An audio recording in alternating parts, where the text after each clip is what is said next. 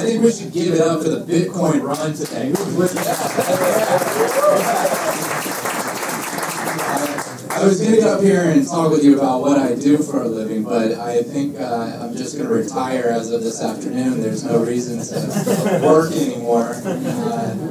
If only that were true. I wish that were true. My name is Patrick Barron. I am with Ambisafe Financial, based in San Francisco. We are a full-service I.C.O. provider, and we started in this space back in about 2015, although original work started all the way back in 2010, so a very long time ago. And our original product was a white-labeled web wallet for Bitcoin as well as Ether, and it just so happened that we had this really useful function for exchanging tokens. And when the I.C.O. craze hit, turned out we had the right set of technology for it. And so we started getting asked a lot of questions around I.C.O. services, and we built out an entire suite of services around that, and spun up a new company called Ambisafe Financial, which is the one that I run. So we, first off, we take companies in, we do a due diligence process, we look at where the technology is, where the team is, where the white paper is, and then from there we put together a statement of work of things that we think needs to happen in order for a successful token sale to take place. We assign project managers, we advise on tokenomics, governance, best practices, and then we make a lot of introductions. We make introductions to legal counsel, we make introductions to find folks like Strategic Coin to do a due diligence report. People really do like to see that there's been an independent third party that's reviewed the project, that has given it a stamp of approval, has provided some extra information. I'm really thrilled to see that the talented folks at Strategic Coin have created such a wonderful machine, because it really is one of the things that this industry needs as it continues to mature. We also make introductions to advisors, we make introductions to tax. I said legal counsel earlier, and I just want to hit home on this point because what's it? Good one. That's right.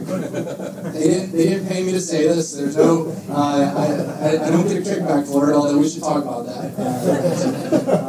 Look, having strong legal counsel. If you're looking to launch an I.C.O., that's the first thing you need. Before you hire me, you need to hire a good lawyer. And this is because the regulatory climate is changing rapidly. The SEC is watching with very close eyes. They're very interested in this. And if it turns out that what you're selling is a security, there are very specific rules around securities that you need to understand. Now, I'm not a lawyer, and that's not legal advice, but that's just my personal advice. So getting a good lawyer is one of the first things. So if you're not launching an I.C.O., but you are one of the people who wants to participate in a token sale, that's one of the things you want to look for.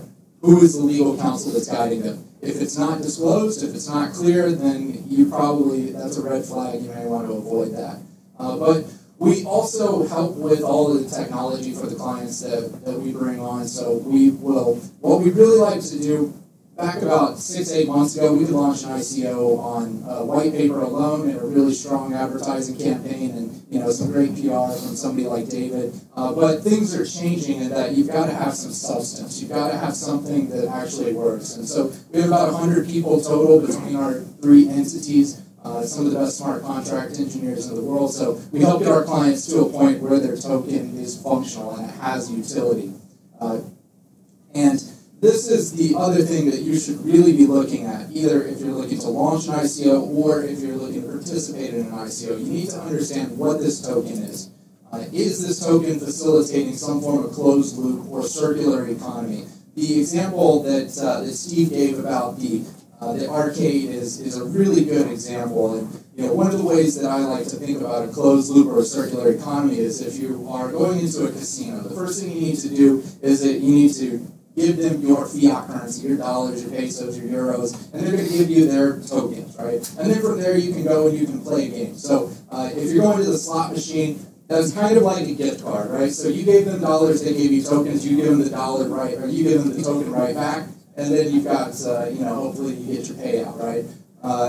Another example of a utility token, that's a gift card concept. That's a one-sided marketplace. What's really interesting are the two-sided marketplaces. This is more similar to going and sitting down at a poker table. Now, the casino is still involved. They still take their rent, but it is peer-to-peer. And this is what is facilitating that peer-to-peer transfer. And we are seeing the advent of all sorts of really fascinating, really powerful, really interesting peer-to-peer technologies.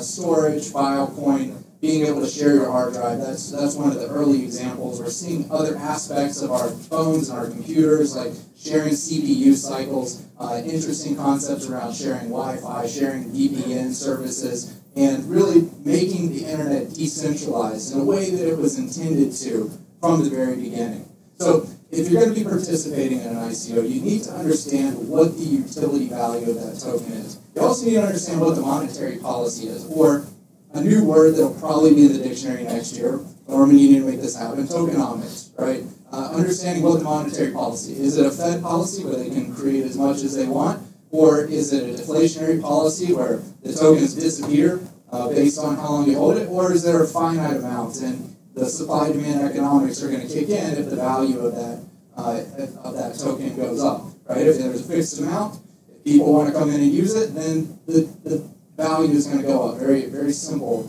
basic economics 101. So understanding what the tokenomics are and making sure that the tokenomics are correct for your platform if you're looking to create one, right? So if you're attempting to incentivize specific behavior, then you need to have either an algorithm or a policy that's going to facilitate that. So understanding what these things are. If you don't understand what that is, don't buy the token. If you need help figuring out for your company, come talk to us. Talk to Strategic Coin. There's a lot of people who put a lot of thought into this who can help you through that. So we help advise on all of these aspects. Then when it comes time for the magnificent token sale, when you get to retire the next day, I heard a really great quote the other day that companies that achieve overnight success, that night typically comes between years 7 and 8. And we're definitely moving in that direction with the token market. 6 months ago, maybe you could do that, but now not so much. We have a couple of sales mechanisms. We sell tokens through our white label web wallet, which I alluded to earlier.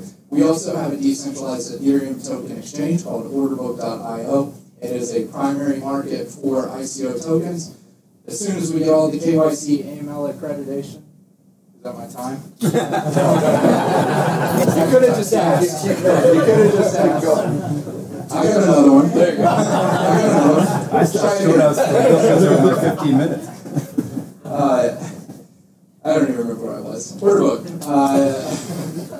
I'll start from the beginning. My name is Patrick Barron. How about so the other mechanism that we have for selling tokens is called order book. It's a primary market. It's also going to be a secondary market with KYC, AML, accreditation, verification, which means that if anybody from here works at NYSE or NASDAQ, we are coming for you.